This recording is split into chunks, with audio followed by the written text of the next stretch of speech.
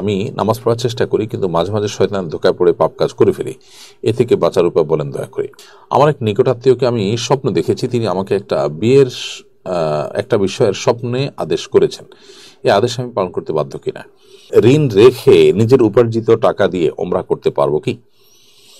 উল্লেখ্য, ঋণ পরিশোধ করছি অল্প অল্প করে, তবে বিগত কয়েক বছর ধরে খুব ইচ্ছে করছে ওমরা করবার জন্য। হতাশা ও দুশ্চিন্তামুক্ত থাকার উপায় কি? এ ব্যাপারে কোনো আমল আছে কিনা? বালতির পানিতে নাপাক পড়লে পুরো বালতি কি ধুইতে হবে? আমার শিশু সন্তানকে মোবাইল থেকে দূরে রাখতে পারি না, কিভাবে তাদেরকে মোবাইল থেকে দূরে রাখবো? 4 রাকাত বিশিষ্ট সালাতে প্রথম রাকাতে সূরা ফাতিহা শুরুতে আউযুবিল্লাহ সহ বিসমিল্লাহ পড়ি, পরের 3 রাকাতেও কি আউযুবিল্লাহ সহ বিসমিল্লাহ পড়তে হবে নাকি শুধু বিসমিল্লাহ পড়লেই হবে? আপনি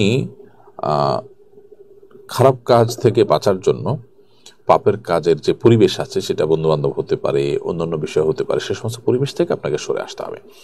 এসব পাপের পরিবেশ থেকে যদি আপনি সরে আসতে পারেন, গুনাহের পরিবেশ থেকে যদি আপনি দূরে সরেন, আশা করা যায় আল্লাহ তাআলা আপনাকে হেফাজত করবেন। অতএব নামাজ পড়ার পরও মাঝে মধ্যে পাপ হয়ে যাওয়াটা একেবারেই অস্বাভাবিক নয়, কিন্তু সেটা নিয়মিত হতে থাকা, তার জন্য কোনো বিহিত না করা, কোনো প্রকার মনোবেদনা না থাকা, এটা হলো দোষণীয়। তো এই জায়গাটাতে আমাদের সংশোধনী আনতে হবে। আমার এক নিকটাত্মীয়কে আমি স্বপ্ন দেখেছি, তিনি আমাকে একটা বিয়ের একটা বিষয়ের স্বপ্নে আদেশ করেছেন। এই আদেশ আমি পালন করতে বাধ্য কিনা?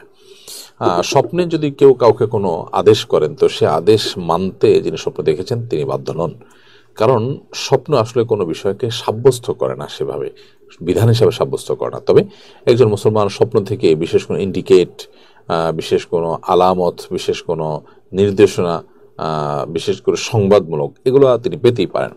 কিন্তু যদি বিধানমূলক বিষয়ে কেউ স্বপ্ন দেখেন যে কেউ কাউকে কোনো বিষয় আদেশ করেছেন, নিষেধ করেছেন, তাহলে তাতে আসলে কোনো আদেশ বা নিষেধের কোনো কিছু সাব্যস্ত হবে না। কোরআন হাদিসে যা নির্দেশিত তা ইমানদার কাছে নির্দেশ পালনীয়, আর কোরআন হাদিসে যা নিষিদ্ধ ইমানদার কাছে তা পরিত্যাজ্য। অতএব ইমানদার এই মূলনীতিটাকে যদি মেনটেন করে চলেন, তাহলেই আশা করছি যে স্বপ্ন থেকে নতুন কোনো নির্দেশনা পাওয়ার যে বিশ্বাস আমাদের সমাজে মানুষের মধ্যে আছে, সেটা দূর হয়ে যাবে। আমরা আল্লাহ আদেশ নিষেধকে মেনে চলবে, সেটা কেউ স্বপ্নে আমাকে বলুক বা না বলুক। আর আল্লাহ তাআলার আদেশ নিষেধের বাইরে কারো স্বপ্নের নির্দেশ দ্বারায় আমার উপরে কিচ্ছু আবশ্যক হবে না। স্বপ্নে যে বলা হয় তুমি এই কাজটা করো, তুমুকটা করো, সেটা আল্লাহ এবং আল্লাহ রাসূল করতে বললে এমনিই করতে হবে, আর না বললে স্বপ্ন দেখা দ্বারা কিছু সাব্যস্ত হবে না।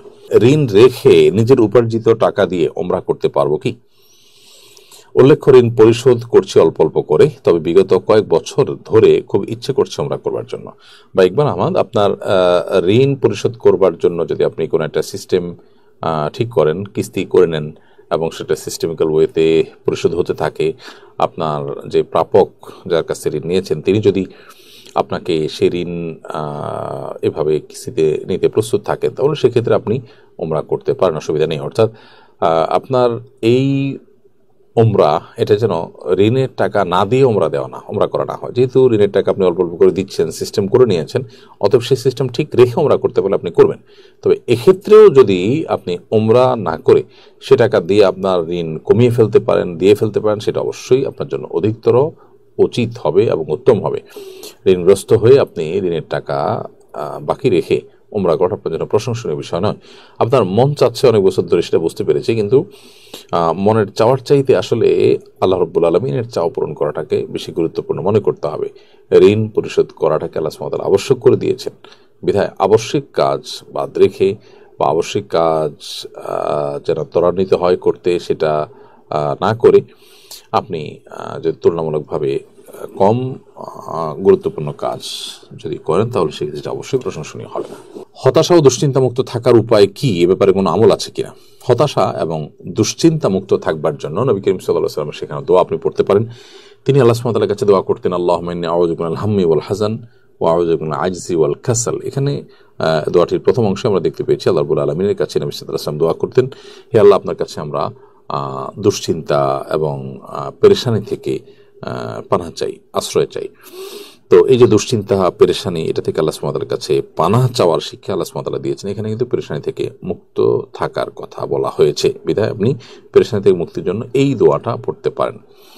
দ্বিতীয়ত, দুরুদের আমল যেটা আছে, দুরুদ শরীফ, সেটা আপনি পড়তে পারেন। তারপর বিশেষ করে ইস্তেগফার, সেটিও মানুষের দুশ্চিন্তাকে দূর করার ক্ষেত্রে যথেষ্ট সহায়ক ভূমিকা রাখে, বিধায় সেটিও আপনি করতে পারেন। বালতির পানিতে নাপাক পড়লে পুরো বালতি কি ধুইতে হবে? বালতির পানিতে যদি নাপাক পড়ে তাহলে তো পানি এবং বালতি দুইটাই নাপাক হয়ে গেল, বিধায় পানি ফেলে দিবেন এবং বালতিও 3 বার সুন্দর করে ধুয়ে পানি ফেলে দিবেন, ইনশাআল্লাহ তাতে পাক হয়ে যাবে। আমার শিশু সন্তানকে মোবাইল থেকে দূরে রাখতে পারি না, কিভাবে তাদেরকে মোবাইল থেকে দূরে রাখবো? আপনার শিশু সন্তানকে মোবাইল থেকে দূরে রাখবার জন্য বেশ কয়েকটি কার্যকরী উপায় রয়েছে। এর ভিতরে একটা হলো তাকে ফিজিক্যাল এক্সারসাইজ এবং শারীরিক যে কসরতগুলো আছে, খেলাধুলা আছে, সেগুলোর সুযোগ আপনি দিতে হবে বেশি বেশি করে। নিজে তাদেরকে সময় দিতে হবে। পরিবারের বাবা মা এবং ভাই বোন তারা যদি একান্তে পরিবারের শিশুদের সাথে, কিশোরদের সাথে সময় দেন এবং তাদের সাথে বন্ধু সুলভ আচরণ করেন, তাদের সাথে খেলাধুলা করেন, তাহলে সেক্ষেত্রে ডিভাইস থেকে কিছুটা হলেও তাদেরকে দূরে রাখা সম্ভব।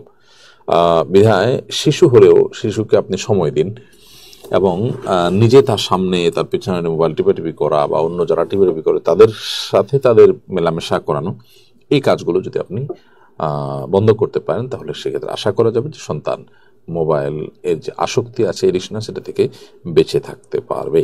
4 রাকাত বিশিষ্ট সালাতে প্রথম রাকাতে সূরা ফাতিহা শুরুতে আউযুবিল্লাহ সহ বিসমিল্লাহ পড়ি, পরের 3 রাকাতেও কি আউযুবিল্লাহ সহ বিসমিল্লাহ পড়তে হবে নাকি শুধু বিসমিল্লাহ পড়লেই হবে? আপনি প্রত্যেক রাতের শুরুতেই আউযুবিল্লাহ এবং বিসমিল্লাহ 2টা পড়ে তারপর সূরা পাঠ করা শুরু করবেন।